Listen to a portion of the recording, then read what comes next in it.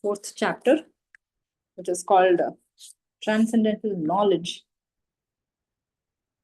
So, at the end of the third chapter, we saw how Lord Krishna explained it is really the lust which covers our knowledge, intelligence, and the ignorance that it brings really binds us to this material life, and it will really make us do such horrible, sinful activities, even though we may not wish to do. So, therefore, Lord Krishna had he had recommended karma yoga to be practiced to gradually get ourselves purified to attain transcendental knowledge. So, actually, if you'll remember, in the yoga ladder, first of all, we start out with karma kanda, then we graduate to karma yoga, using karma, the prescribed duties as per Shastra, and offering the results to the Lord. So we get connected to the Lord. So after practicing karma yoga, the person, the yogi, will be purified, and therefore he will be eligible to understand and attain transcendental knowledge. So he comes to the platform of Gnana Yoga. Therefore, now Krishna explains what this knowledge that he's talking about, because he had told Arjuna, with the help of knowledge, you have to transcend beyond good and bad and all these material activities. And so now Krishna goes on to explain what is this transcendental knowledge and how is it attained or received. So, in the first 10 shlokas, the Lord explains transcendental knowledge about himself, about Krishna. Because, first of all, he establishes that this is eternal, timeless knowledge. It's not like I've come up with something new. But I had earlier spoken about this to Devaswan, or the sun god. And now I'm speaking it to you, Arjuna. And what is that qualification of Arjuna, that sets him apart from many others who could have, received this knowledge directly from the Lord? He was not a gnani or a yogi or a sannyasi or a renunciant, but he was a grihastha, he was a kshatriya.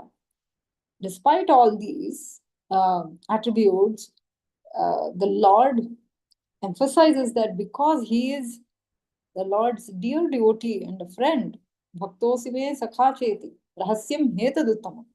Therefore, I am revealing to you the most confidential knowledge, he says. And then he also says, even though he's unborn, he still appears in this world. And why does he appear? In order to re-establish the religious principles, because the nature of this world is that with time, everything goes bad. Even the knowledge, the transcendental knowledge, is really lost, even though it doesn't, it's not really affected, but still, because it is lost to the eyes of people, because it gets deteriorated with the manipulation of various people over time. And therefore, the pure message as it is will be lost. And Krishna comes time and again. Either he himself comes directly or he keeps sending his representatives, and they re-establish these religious principles, and he comes also to protect his devotees and to kill the demoniac.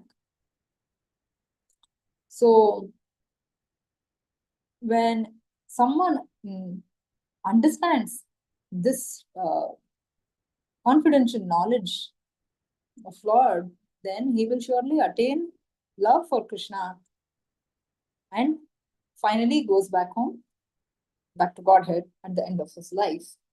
And this is the promise that the Lord Krishna makes.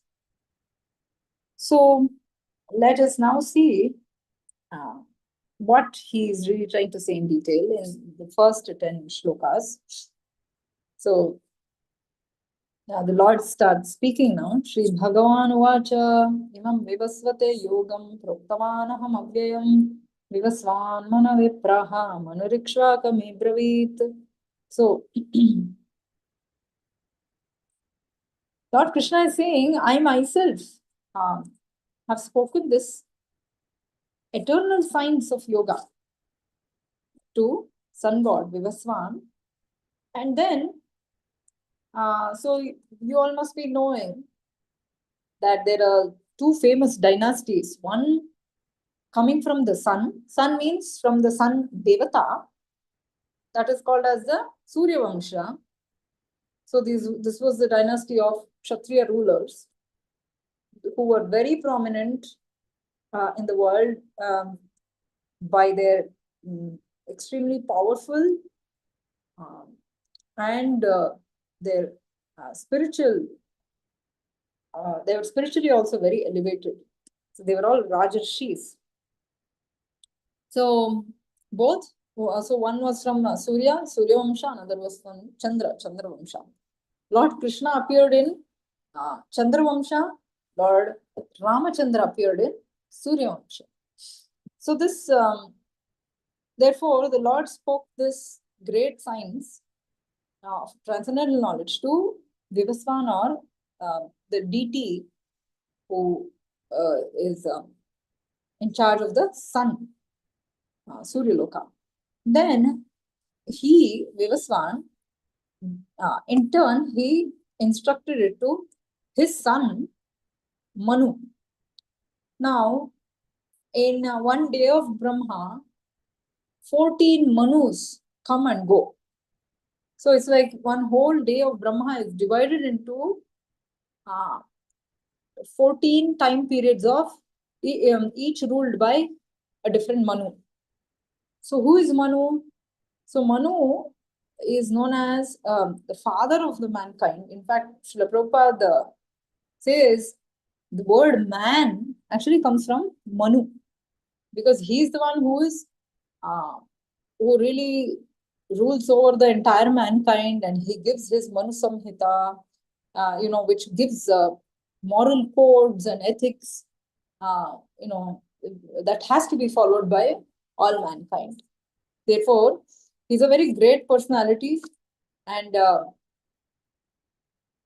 so these are all different great personalities, including all the other demigods, that is Devatas like Indra, Chandra, Surya, Varuna, etc. And they're all directly serving the Lord in managing the affairs of this universe of Brahmanda. So each of them are responsible for separate different departments. Just like a prime minister has his own cabinet of ministers, and so each minister is responsible for a certain portfolio.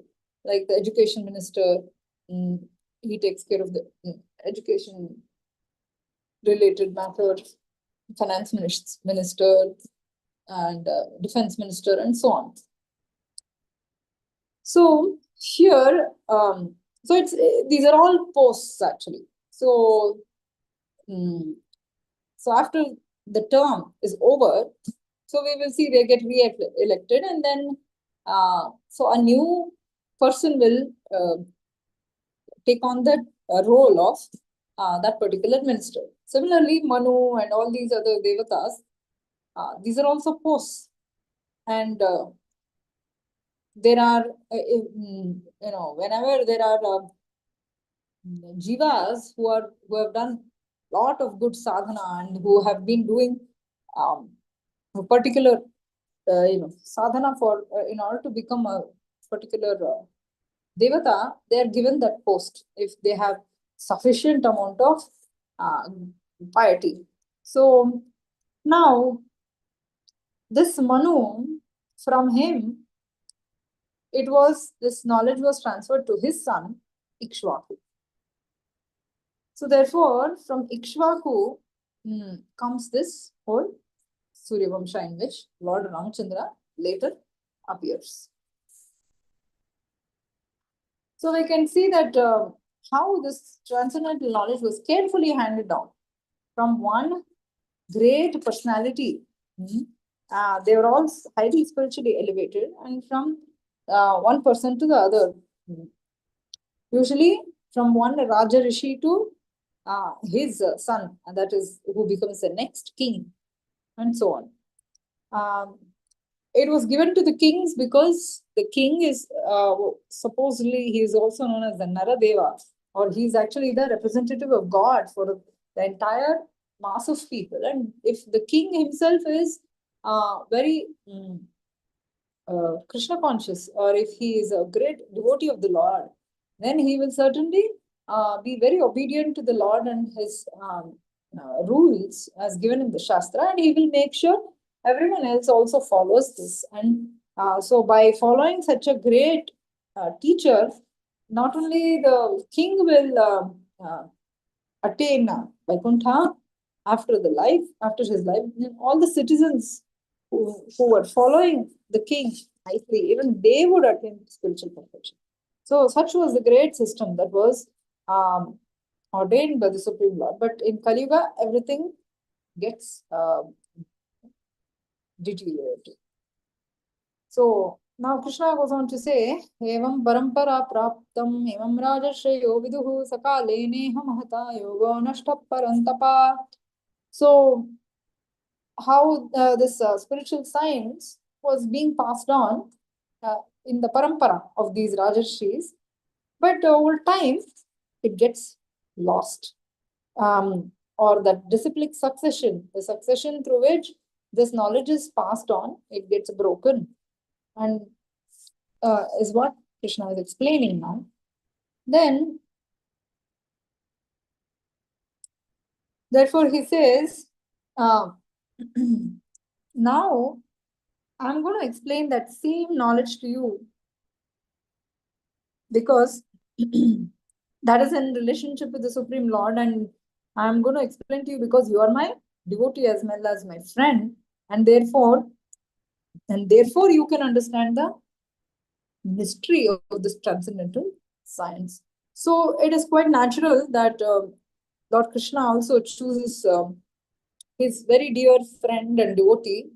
So it's like, if we have to reveal something which is very confidential about ourselves, we will not just reveal to any random person or any acquaintance or someone who we don't know so much. So only we may reveal it to our very, very close friend or a very close relative. So it is natural. So we also, because we get these qualities also from the Supreme Lord, and therefore we can understand the great mysteries and confidential topics about the Lord only through his dear devotees, because he reveals it to them and they will reveal it to their disciples, and their disciples will reveal it to their disciples, and so on. So one may ask, oh, but how is it confidential? Because Krishna has spoken Bhagavad Gita and openly in the battlefield. Many would have heard it, or at least it has been recorded, and it has now, and then it has been available for the entire world to hear and read. Then how is it confidential? It is confidential because even though Bhagavad Gita, the 700 shlokas are there, but not everyone gets it. Not everyone gets the message as it is. And that is revealed only through the parampara of these great acharyas. Because there are so many editions. We have already spoken about this even in the introduction. There are many editions of Bhagavad Gita, but hardly any available in the market are really bona fide, because Lord Krishna had spoken with a different intention, and people in general, they will interpret according to their own motives and intentions. So therefore it still is very, very confidential, because now we have got this through the parampara of Sri Chaitanya Mahaprabhu and finally through Srila Prabhupada. And then we can understand that, it is actually loud and clear. Krishna says things like this over and over again in Bhagavad Gita, and he actually proclaims that there is nothing higher than bhakti. Bhaktyamam abhijanati yaman yashchasmi tattvataha. One can know me only through bhakti. That means what? We have to become his bhakta. But how many people end up becoming devotees of Krishna after reading Bhagavad Gita? Very, very, very few. Only those who read this edition of Bhagavad Gita by His Divine Grace Srila Prabhupada, or maybe even some other Vaishnava acharyas, they may become devotees, not otherwise. So therefore, it is very, very confidential. Arjuna Uvacha. So he's asking now, Arjuna, oh Krishna, you're saying that you spoke this same science of spiritual knowledge to Vivaswan, but that was like so many millions of years ago, and but you are just as old as me. And how is it that you were able to speak to him? He is very senior by birth to you. How do I understand this? So, of course, it's not that Arjuna doesn't believe what Krishna is saying. He is inquiring on our behalf. But people in general may get this doubt. So, how is it possible? So, Krishna explains that Bahuni me vyatithani janmani tavacharjuna.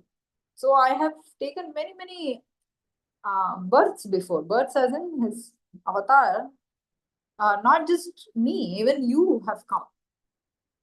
So, but the difference is I remember all of them, but you cannot. You don't remember. So this is the difference between the Supreme Lord and other jivas. Because we keep changing our bodies, so we don't remember. And of course, we are dependent on the Lord for everything.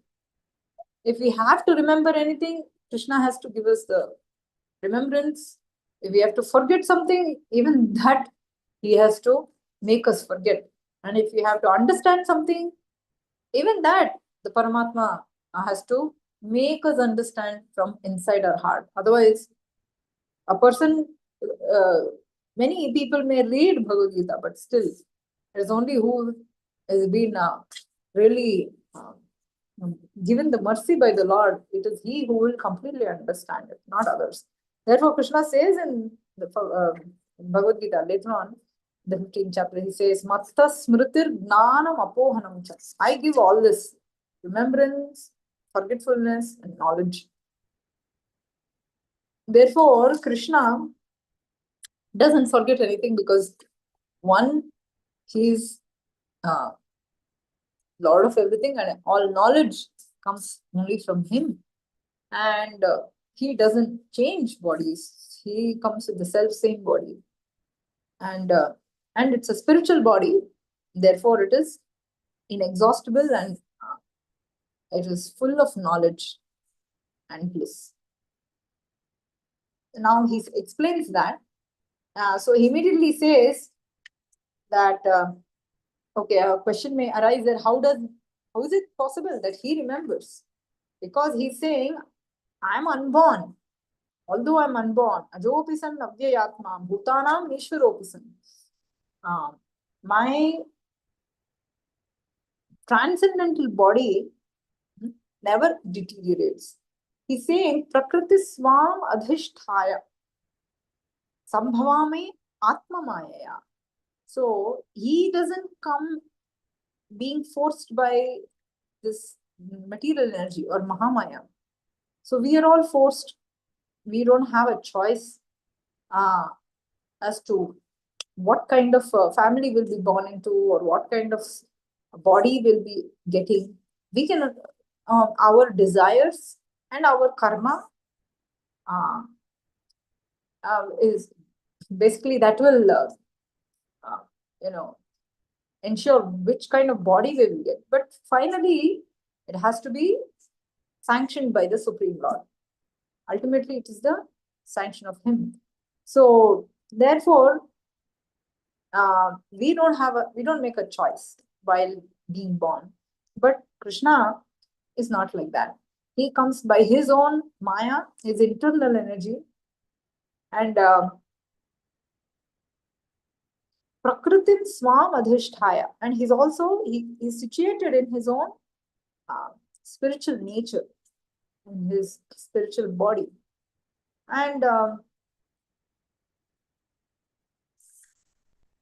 he does this way he comes uh, every millennium, every yuga in his original transcendental form. So now a question may arise, then what is the reason? Why do you come yuga after yuga? So then he says, whenever there is a decline of dharma, we all know this famous verse, yada yada hi dharmasya glanir bhavati bharata. So glani actually means like something which is solid, it's become liquid. That means it's become uh, deteriorated. It's changed. So therefore, whenever this dharma or religion keeps on getting deteriorated, then the Lord comes himself. He comes in order to um,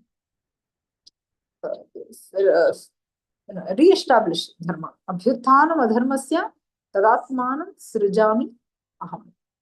So in order to check this predominant rise of religion, I come myself. So another important reason he comes is paitranaya sadhunam vinashaya cha dushkritam dharma samsthapanarthaya sambhamami yuge yuge. So there are always pious people and there are impious who are creating trouble in the whole world and who are sort of making it difficult for the devotees to follow their path of dharma. Therefore, the Lord has to come, and He comes and He uh, takes care of these miscreants and He annihilates them. And He also um, protects His own devotees. In fact, our acharyas explain that, there are so many types of avatars of the Lord. There are actually 6 types of avatars. Purushavatara, Gunavatara, Leelavatara, Shaktyavesh-avatara, Manvantara-avatara, Yuga-avatara. So in specific, it is the Yuga Avatara who comes and establishes that particular Yuga Dharma. For example, in Kali Yuga, Harinam Sankirtan is the Yuga Dharma, and that was established by Sri Chaitanya Mahaprabhu. So, and is it really required for the Lord to come to kill the demons? Because even Durga Devi can do that, or his own, or natural calamities, or in many ways he can get it done. Just his Shakti, she's enough to do that.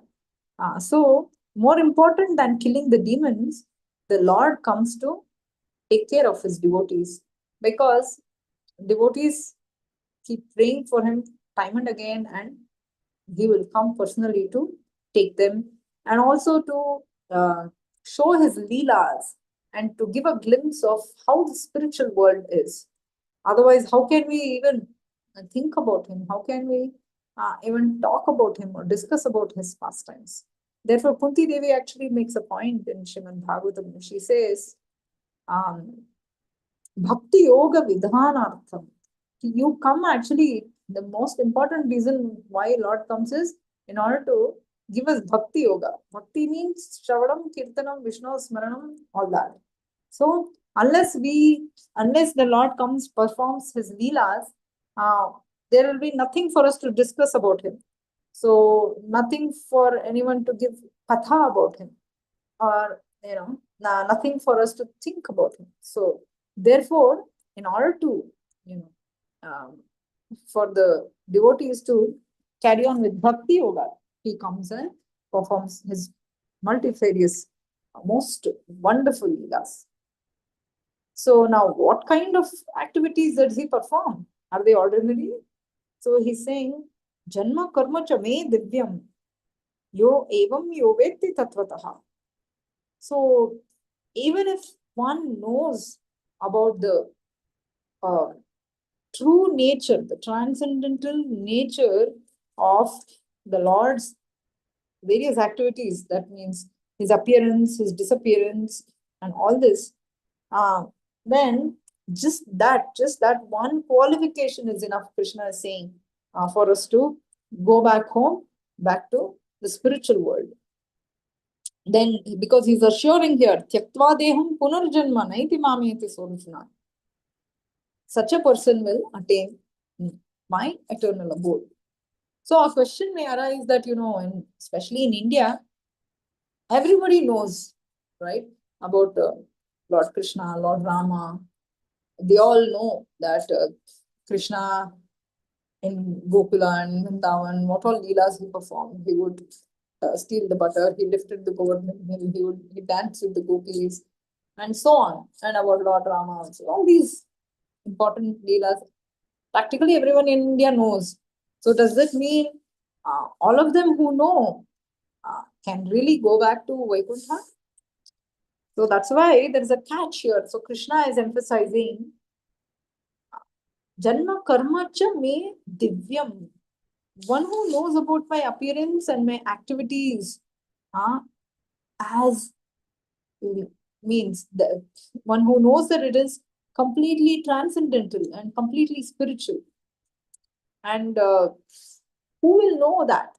Only one who really knows who is the Supreme Lord, one who has very good knowledge about the Lord, and one who is his devotee. Only he knows why his activities are all completely spiritual. Uh, Others, they may not really have that good understanding.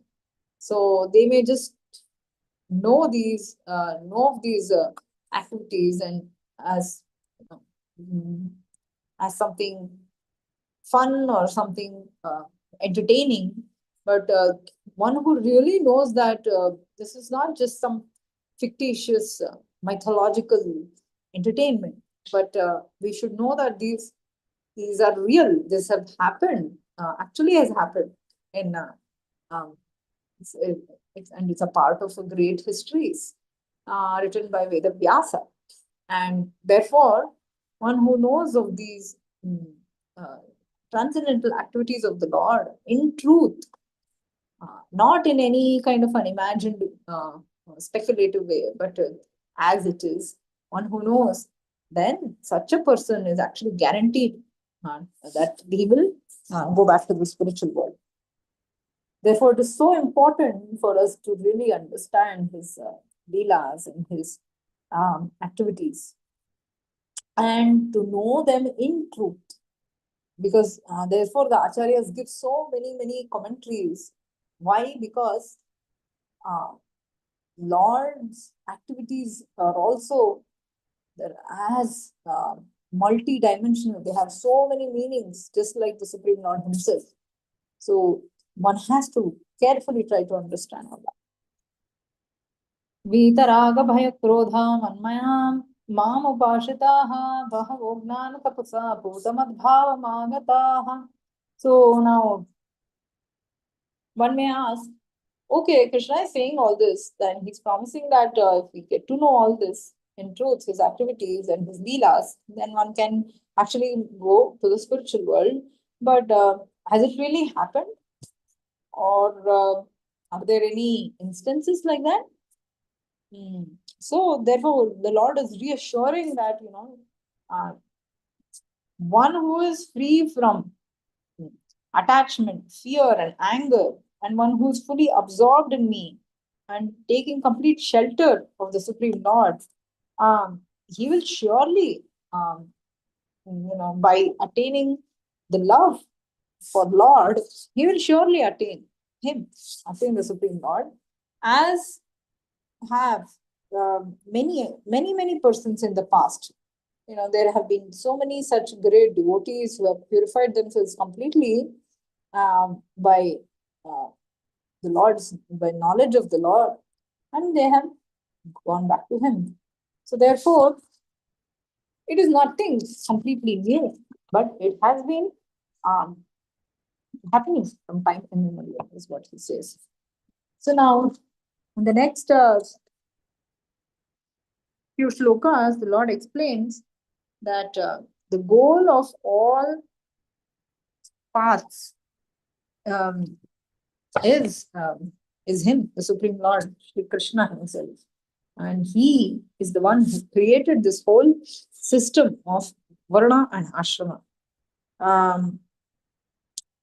Means that is how the Lord very nicely, scientifically has organized this whole society. So now he has explained knowledge about himself, and he also, by attaining this knowledge, one can be liberated. Okay. Then, and he's also explaining that, the ultimate goal of all paths, it could be karma, gnana, yoga, or bhakti, um, and everything is ultimately, it leads to him. And so he is actually the goal um, of all these paths. But of course, bhakti yoga is the direct process. Others may be not so direct. Some are more, some are little indirect. So ultimately, for any success, we need the mercy of the Lord. And for those who are not completely purified, now not everyone will be ready to. Hardly any of us are ready to take to full bhakti yoga, full surrender. Therefore, we have our material desires. We have to be able to carry out our material life. And also, together alongside of it, we want to progress towards liberation. For such people, the Lord has organized the society into a Varna and Ashrama system, uh, so they can gradually progress towards liberation. And Krishna also says that he's neutral, he's not partial to anyone, um, but he only facilitates the jivas to act according to their desires uh, through the agency of this material nature. But he's not responsible, he says, for right or wrong activities and their subsequent results. And therefore, he has got nothing to do with these results, and they do not, and nor does he aspire for any of the fruits of action. And he's aloof from all the material actions and reactions. And therefore, Arjuna should follow the examples of all these past liberated souls, who acted with the understanding of Krishna's spiritual nature, and ultimately they got liberated. Therefore, he says, this is a very famous shloka, ye yatha mam prapadyante tams tathaiva bhajamyaham. Mama vartman vartante manushya partha sarvashah. Everyone surrenders unto the Lord the way they surrender unto the Lord. I reward them accordingly.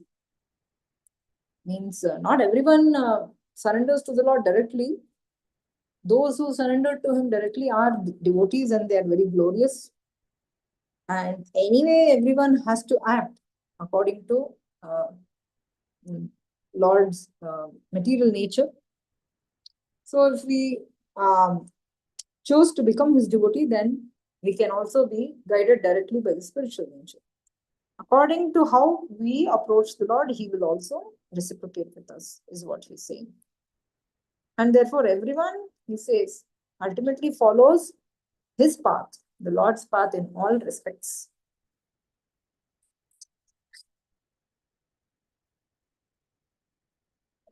So therefore, men who desire success in their material activities, so what do they do?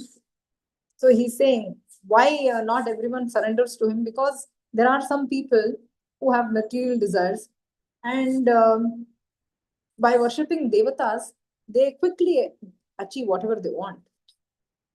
And therefore, um, they take to worshipping such devatas rather than directly worshipping Lord Krishna himself. Because Lord Krishna, whoever comes to him, whoever worships him, Lord Krishna may or may not fulfill his material desires according to how it will help his spiritual progress. So Lord Krishna will ultimately want us to go back to him and ultimately want us to come to a spiritual platform. Not everyone will like it. Therefore, not everyone wants to take to worshipping Lord Shri Krishna. And therefore, he has divided this system, society into uh, four varnas and ashramas. Four varnas are Brahmana, Kshatriya, Vaishya, Shudra, according to the material nature each has acquired. So those who are in Satoguna, they will act as Brahmanas. Those who are in Rajoguna will act as Kshatriyas. Those who are in Tamoguna and Rajoguna mixed, he will act as the Vaishyas. Those who are in Tamoguna will act as Shudras. And also there are this ashramas who are they are the different stages of spiritual development. One may be in the brahmacharya ashrama, then he may get married and enter the grihastha ashrama. Then from there he will again renounce material life, family life to take to vanaprastha ashrama and finally sannyas. So Krishna is saying, yes, all this is created by me. Even though I am the creator of this system, but still I am really not in it, inside it, or I'm not really the doer of all this. So he's just a creator and he's just a witness because he has got nothing to do with any of these material activities. Because he says, Namam karmani limpanti name karma phale spirha. There is no karma that will affect Krishna. He doesn't have to do any karma, nor does he have to aspire for any benefits by doing so. And when he comes to this material world, he's never bound by any karma, nor does he come here because he had some past karma to fulfill. No, but he comes out of his own sweet will, not because of any karma.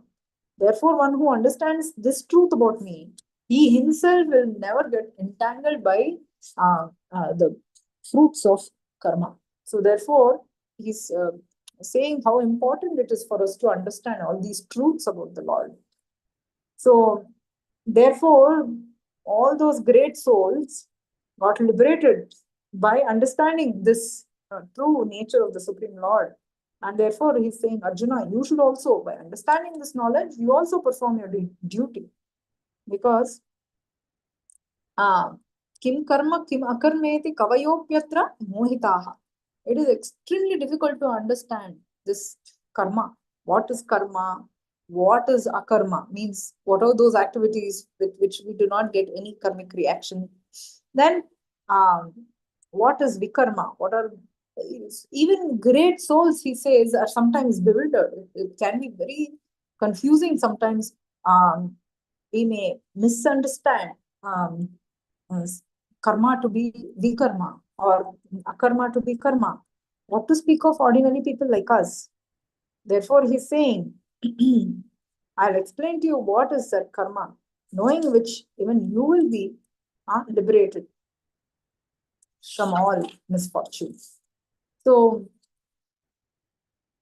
I think we can stop here today. And we have covered till 15 shlokas. There are